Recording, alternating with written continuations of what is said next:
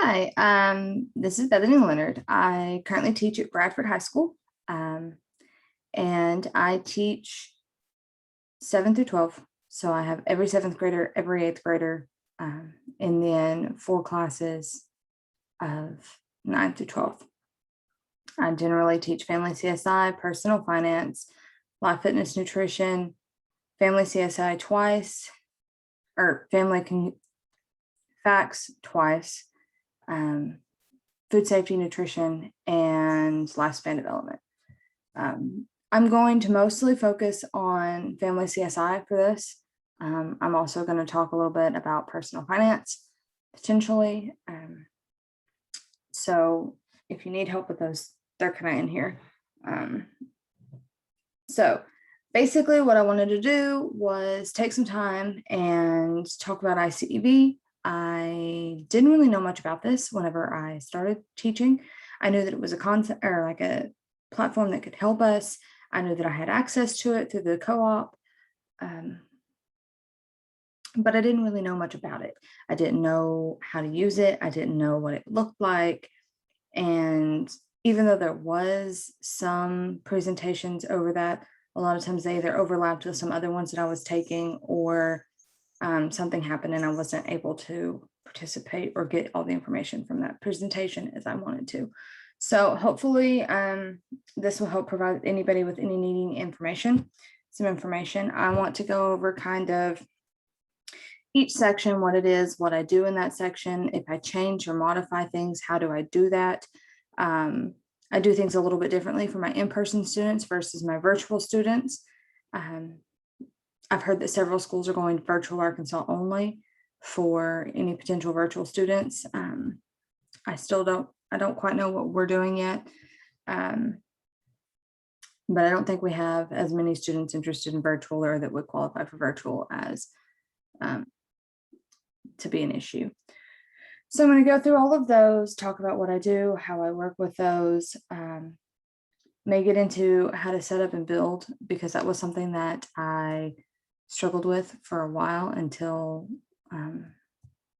this last year. And then at the end, I'll go over some settings that help me and my students in use iCEV in the classroom. And then at the end, I'll go over some links that have resources that I've developed that anybody can use. So before we get started, I do want to mention really quickly that there may be some chaos noises. I have 2 small cats, and they like to tear into the rooms, run around, and try to make a mess of everything like little heathens. So that may happen. I don't know how to contain them. It's very well, because if I put them in a room, they're going to start screaming. Anyway, so let's jump over to iCEV and get started. I have some notes around me, so that's why I keep looking down. If not, I'll just ramble and go all over the place. So let's head over to iCEV and see if I can screen share better. Okay.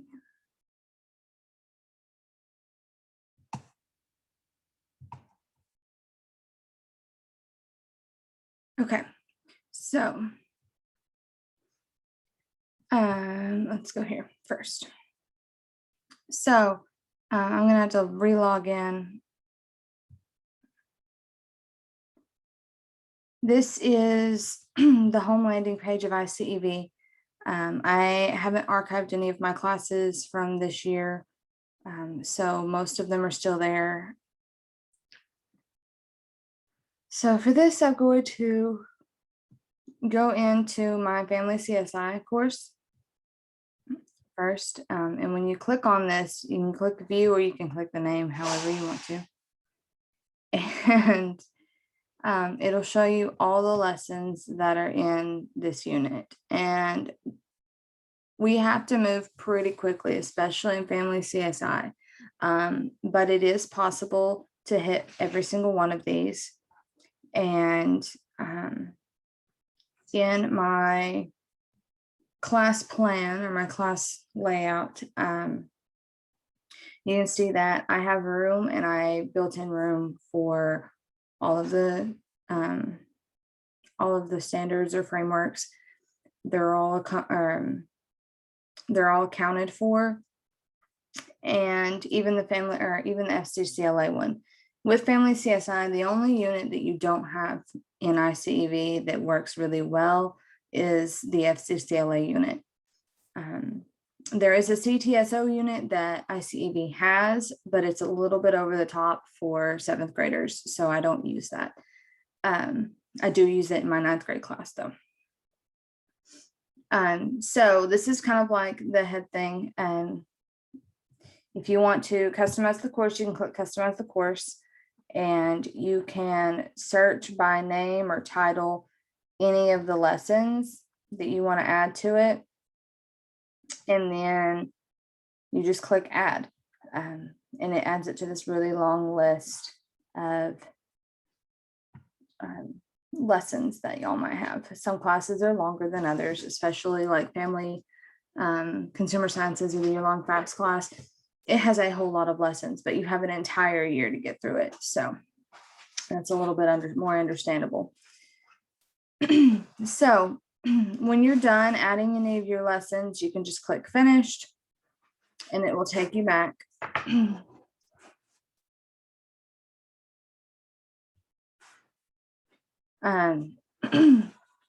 So we're going to go in and we're going to view just the lessons in general, and I'm going to focus mostly on using this positive relationships unit as or lesson. I keep saying unit, but this positive relationships lesson as kind of like what I base everything off of. So I'm going to click view on that, and since I've been here more than once, I have to restart the PowerPoint. So with iCEV, this is what the landing page for just about anybody is going to look like. Students are going to be a little bit different. Students will not have the view lesson plan or student grade report up at the top. But other than that, it's very similar. There's just also doesn't have the drop down boxes. It just has one box that lets you, that shows everything that's open and visible to them. So the way I do this there's a couple different ways. Each lesson has either a PowerPoint or a video. A video I'm just going to share using this Google Classroom share because we're a Google school, so we use Google Classroom. There is ways that you can go in and you can set up iCEV to work with Canvas. I believe it works with Schoology. I believe it works with Blackboard. So you just have to figure out the settings for that, and or I can help them figure out the settings for that if need be. So, but there's two ways that I use presentations. One is I upload them, post them to Google Classroom, but I do that a different way than just using this link when it's a presentation. When it's a video, I don't care. We watch it together in class. I put it on Google Classroom. They can watch it again at home. If they're virtual, they can watch it on their own time at home. In the classroom, I sometimes print these out. I do that. I have certain students that need the printed copy of the PowerPoint. So knowing that I can print it out is very helpful. To do so, you just come down here under the instructional materials. The first thing is PowerPoint downloadable version. You can click that. It's going to download it. It'll pop up down here on a Windows, and you're done. I open that, put it on like 6 slides with notes, and print it out for those students that need that. The other way I post through Google Classroom involves downloading it as well. I like to download my PowerPoints and then re-upload them into Google Drive and make them into a Google Slides. The reason I like to do this is because I have an Apple TV, an iPad, and an Apple Pencil in my classroom. And that allows me to be able to walk and maneuver through the classroom and underline, circle, work out math problems if we're in a math-based unit, further clarify any information, any important information, any vocabulary terms, any of the words that are in the notes that we talk about in a minute, anything like that. And I can do it from anywhere in the classroom. So if I have a student that I need to be standing by that at that moment, I can still be working with the PowerPoint next to their desk, which I think is really great. And once I realized that and started moving around the classroom a lot more, it did help some of the discipline problems. So that's really nice. Doing it this way also really helps my students with special needs stay focused. It helps them follow along and they can finish their notes. But I've realized really helps is I have several students that have low reading comprehension. Like I have a couple of them that are in the elementary, like low first through like third grade reading levels. And this is not just in family CSI. My students with these lower reading levels are in like 10th grade, going into 11th grade this year. So using this technique in all of my classes really helps them to be able to, they see the word when I underline it. They can hear me say that word. They can hear me say it again if they need to, and then they write that word. And it kind of gives them more than one level of recognition for that word. And I've noticed that sometimes they remember it a little bit better, which is wonderful. So that really helps. Another thing I like to do, I haven't done it on this one because this was one of the first PowerPoints that we've done, is I like to voice record my presentations and I enter that into the PowerPoints and then I upload that to Google Classroom. So the PowerPoints in Google Classroom normally have my voice attached to them. At least they did this last year. That may or may not be a thing next year, depending on the specific set of virtual students that I have, if I have virtual students. But I had several virtual students last year that needed that extra help. So it helped them be able to hear me speak the PowerPoint to them instead of just trying to read it on their own time. So that was one of those ways that I was able to make things a little bit better for them. So over here, we'll talk about that in a minute. So student notes is the next thing I'm going to talk about. Every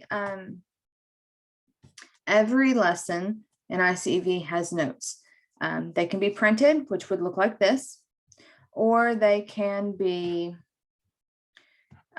virtual or on the virtual platform where they would look like this. So the notes have two options for each section.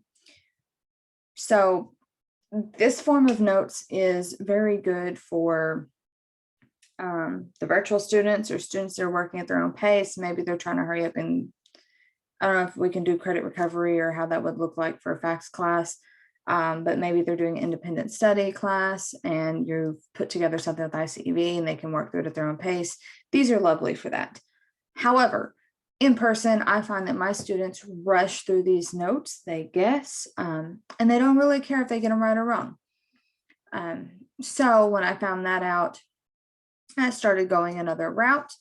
And while I was not allowed to really use paper, or we didn't really want to use paper last year, I would occasionally take these notes and I would download them, and then I would convert them into a Word document where they had to use a different color. They could either use Cami or they could do a Word document, and they had to use a different color font, and they physically typed in the right answer, or the answer they thought that was the right answer. So that slowed them down a little bit. For my students that needed it, it also provided additional ways to recognize and that repetition for that one specific word over and over.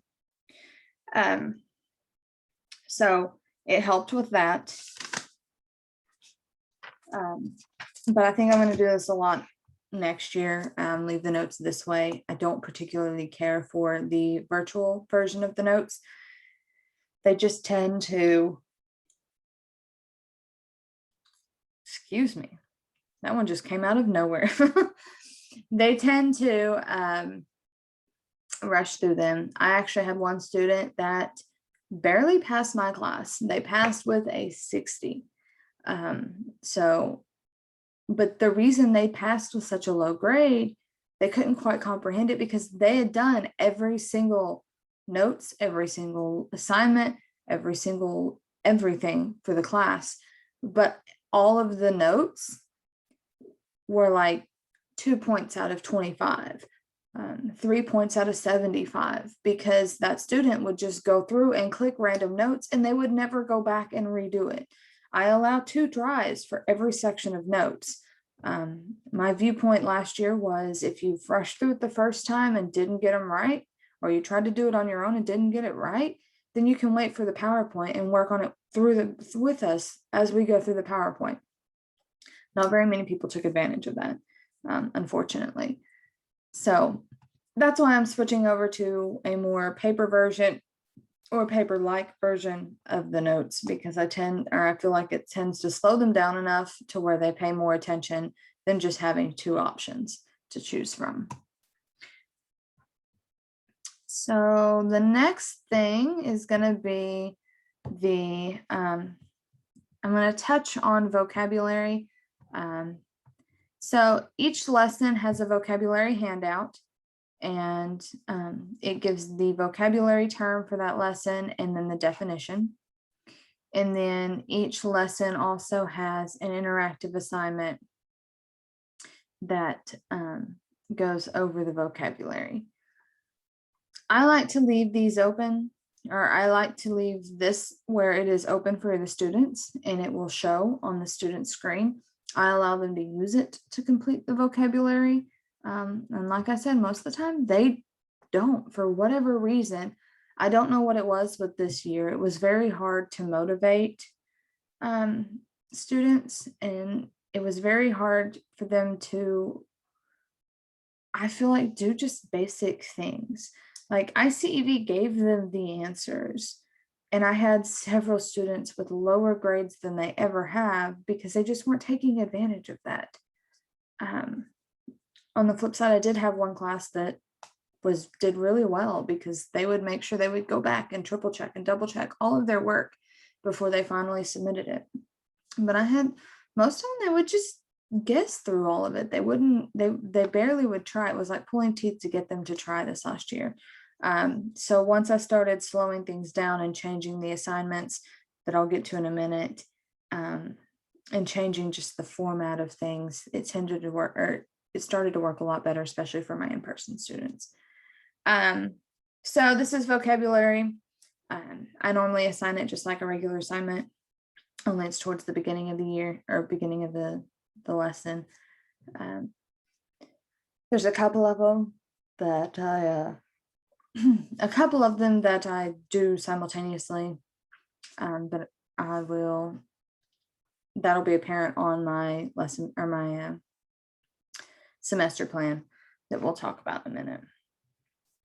So going back, the next thing is the activities and assignments. Every lesson has activities and assignments.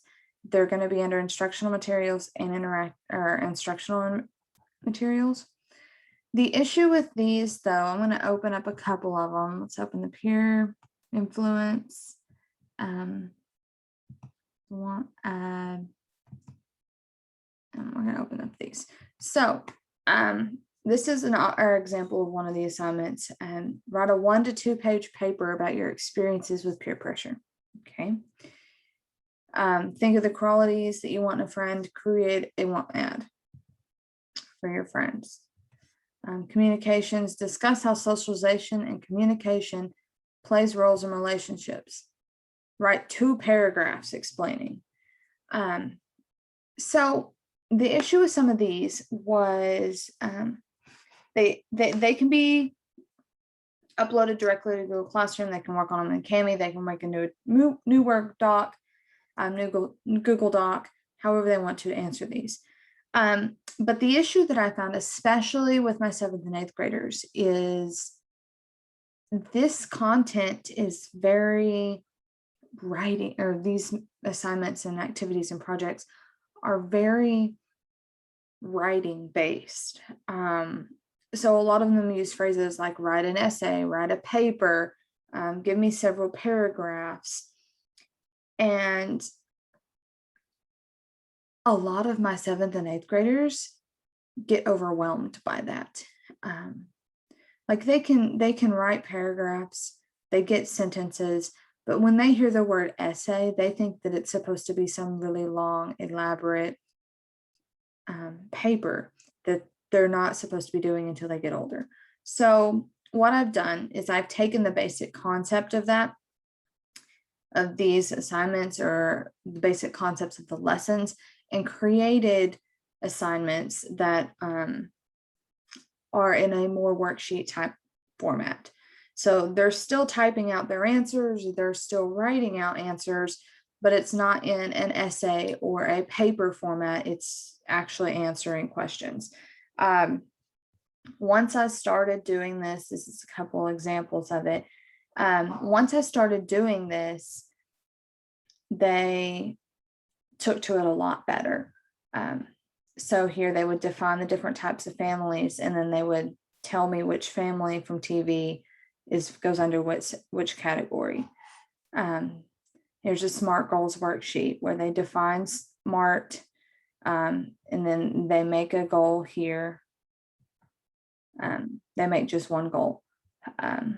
As they get older, they'll go more into depth on this. And then like this one was one, this was one I made for a lab cookie research project. They love this, but there's a lot of information that you fill out, and they don't think anything about it because it's individual boxes. It's not a list of what they need to talk about.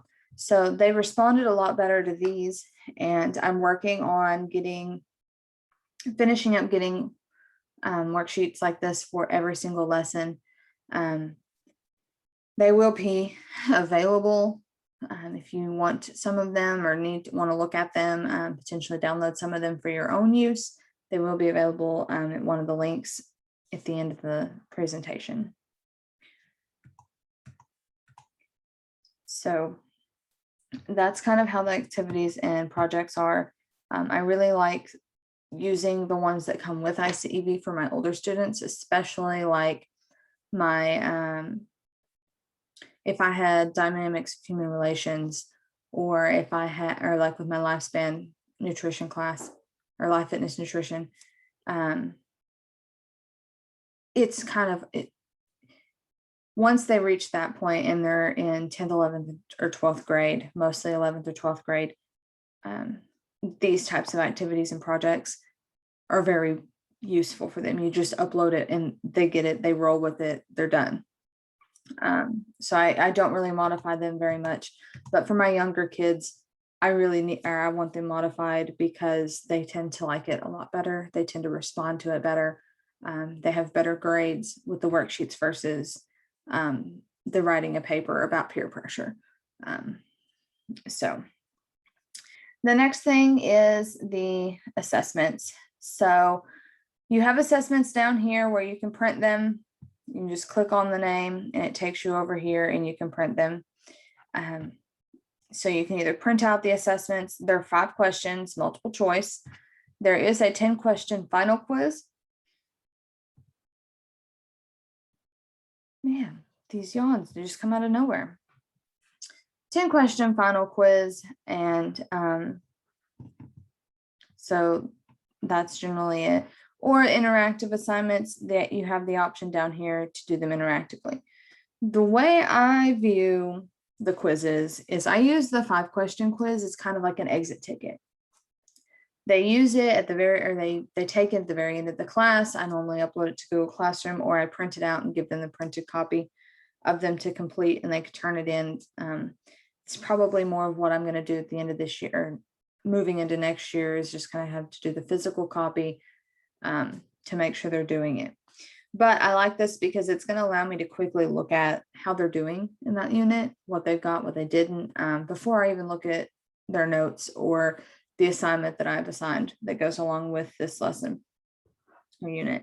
The 10 question is kind of like the end of the lesson assessment that's the one that we just do when we wrap things up before we do our final unit project or unit test.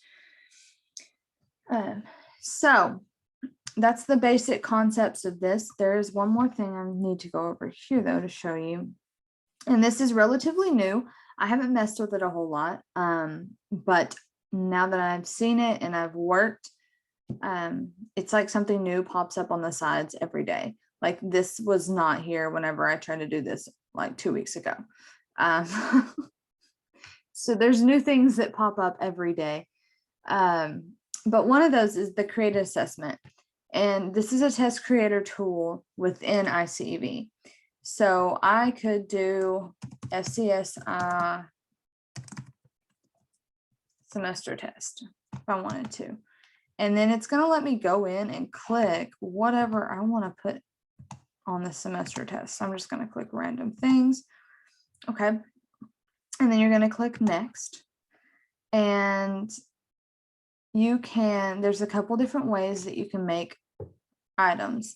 You can either find items, which these are all of the activities, projects, vocabulary questions, quiz questions, notes questions, all of those. You can click the little preview button and it will drop down and you can see exactly what it looks like. If you like it, you can just click the little box and add it into your test. Or you can create your own items. So you can click add new. You can do standard multiple choice, multiple response, multiple choice, true, false. And all of those that there's matching, matching, written, recorded. So you have options for all of these, which is lovely. When this finally came around, I didn't mess with it a whole lot until this summer. But the way I try to do it in my class is I try to do a unit project instead, because a lot of my students do better hands-on or presenting their information in a project format. So I try to offer them a project that would work for the unit test. And they have a specific time frame to get that project done, turned into me. If they don't get it turned in, then they take the unit test, and then they take the paper test instead of the project. But they almost always have a choice to either the project or the test. So now moving into section 2 is kind of like the setup and ease. I showed y'all loosely how to customize a course and set it up. But there's a couple settings that I think really help. One of those is this lesson visibility. I like to hide all of the lessons from the very beginning. If they're not all hidden, I've found that students will just randomly start doing random lessons. So I like to hide all of them in from the very beginning. You can also hide all the assessments and activities. You can hide all the answers. You can hide all the instructional materials or the PowerPoints and videos. And apparently you can copy it from other lessons from now on, which is nice, because then you'd only have to do it once and then you can copy it. You wouldn't have to do it for every single one. So that's one of those things that I think is very helpful. And that's what it's going to look like up here where it says hidden from students. That means that the student can't see that lesson. I jumped around last semester. So some of our family stuff I put the family unit and the child development unit together to save some time last year. So that's why some of my family stuff is visible, even though it's way up here towards the front. So you can do hidden from students, you can do visible to students, or you can do visible on date. And if you do on date, it'll pick a date. And you can choose what day that you want that lesson visible for students. So the other ones are inside the lesson. So I'm going to go back in here. Most of them are down here for interactive. I love the fact that you can just click one button and share with Google Classroom. It's very useful. It helps a lot. They've added this button on just about everything now. So you can completely change the title to however you need to change it. You can type in instructions. You can share it with more than one Google class if you need to. So if you have a Google Classroom for your in-person students and a Google Classroom for your virtual students, you can share it to the same class. Share this, or through this one, you can share it to both classes. You'll pick your iCEV course. You'll pick the Google Classroom class that you want it sent to. One of the neat things that I like to do is set due dates. These are the days that it closes. It helps me keep them on track, and it shows them, it allows me to be able to go in and print or write down who did what assignment when, and then they can, I can subtract late points if need be, based on that response.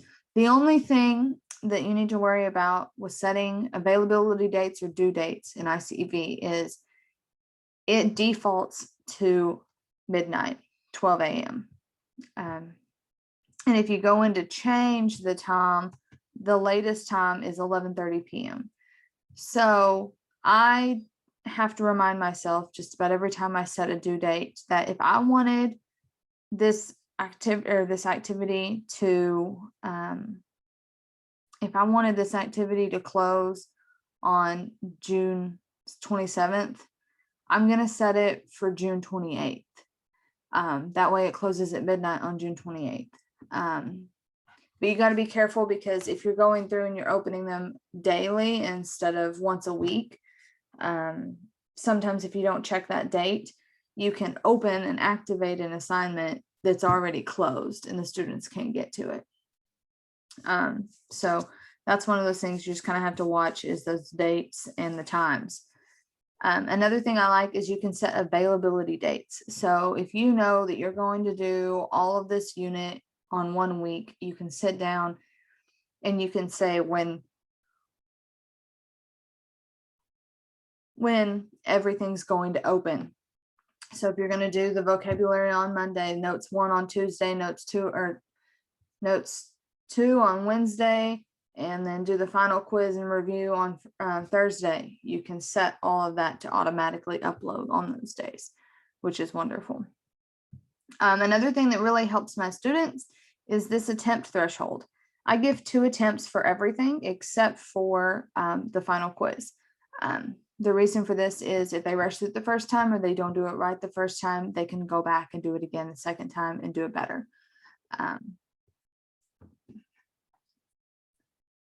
So also on their side, it shows how many attempts they have and how many they've used. So when they complete an assignment, it's always going to say summary to the side. And I can't really show that because I don't have a student's account that I can log into. But it's going to show summary on the side. And so that's all that shows when you complete something. But they like the attempts because when you set attempts, it'll say 0 out of 2 attempts taken, or 1 out of 2 attempts taken, or 2 out of 2. And it really helps a lot of my students, even the older ones, stay on track, because that 0 out of 2 is more noticeable than the small word that just says summary and gives them the summary of their answers. So that's why I like to set the attempts. Another thing is show and hiding on grade reports. I like to take everything off until we've done it. I know it takes a little bit of time. You have to go into every lesson. I normally do it just a unit at a time. Or at the very beginning of the year when I add them all, I take them all off and then I just add them a unit at a time, or a 9 weeks at a time. And then I go in and after I give report cards, we'll clear all those back out. But the reason for that is because if these aren't visible, if these boxes aren't checked, one, it's not going to let you put it to Google Classroom, but 2, it doesn't show up on the grades report. So if you are clicking the grade report once a week to make sure everybody's got their stuff turned in, or However often you do that, it's a lot more helpful whenever it's only showing the past assignments that you're working on currently, instead of every single assignment lesson notes that's for the entire year or entire semester. So I like to remove those as remove and add to grades report as we complete the lessons, or as we move through the lessons in the 9 weeks. I generally leave question feedback on, and I normally leave show correct answers on. Like I said, not very many people responded to that or used any of this, so I'm just going to leave it up there. If they want to go through and look at it and see when or what they got wrong and how they got it wrong and fix it, that's on them. That's fine. They've got to go through and read it again, and then they've got to submit it one more time. That's 2 more times that they've seen the material. So I like to leave those open for that situation, or that type of situation. This over here is the deactivated on certain dates. This will pop up if you put deactivated through this Google Classroom submission. It'll still pop up over here. I like to use these on my side just to see which ones we've done and which ones we haven't, because sometimes the days blend together. If we're being perfectly honest. So that's kind of how all that's going. And then the last one is show a visible to students column. I can take off things. Like if I'm not going to do the vocabulary for this lesson, I can take it off. And then the students will never see it. They won't try to do it. It won't be on the grades report. It'll be like it doesn't exist. So being able to remove the visibility from students is helpful as well.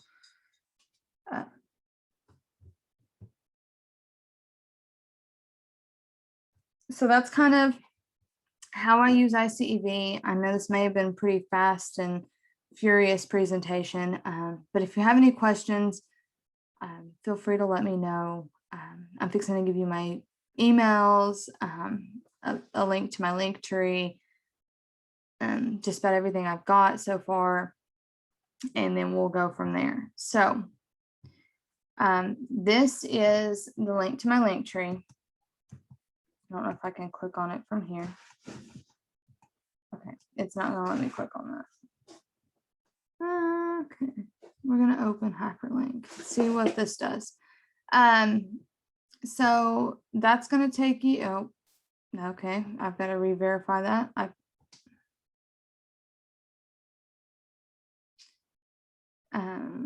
Sorry about that. I don't know what happened there. So I'm going to re-verify that I can, or that. So I'll check on that as soon as I can.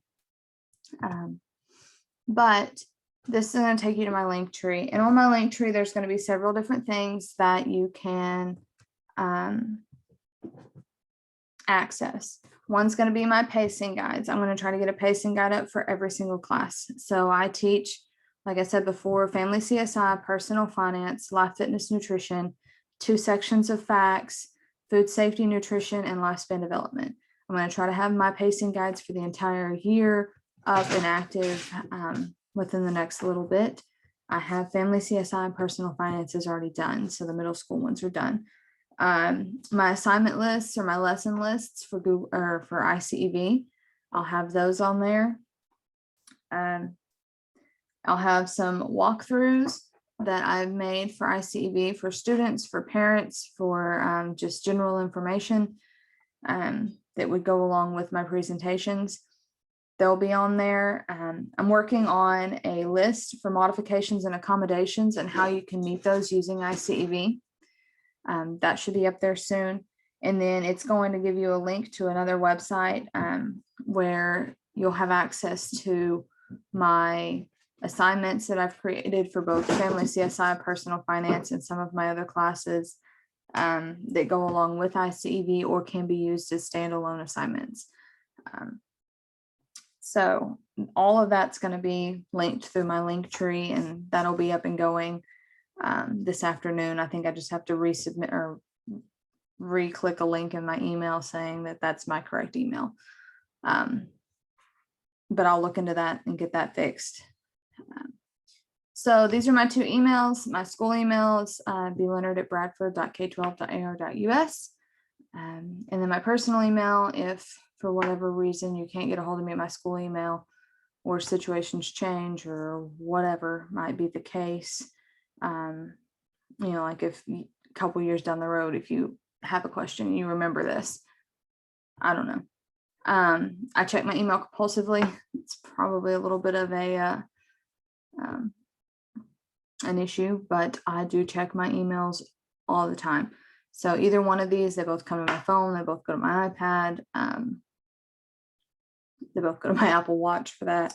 So if you need anything, if you have any questions, if you'd like just another person to bounce ideas off of or to try to help figure something out, let me know and I'll get back to you as soon as I can.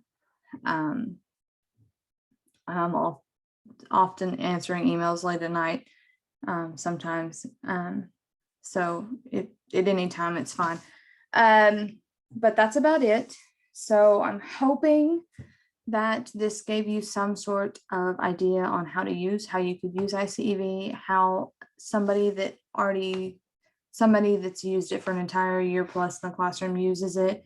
The things that I've seen that really work, the things that I've fixed and tried to help work a little bit better in the classroom. But yeah, so thanks for sitting with me through my very first presentation, and I appreciate it.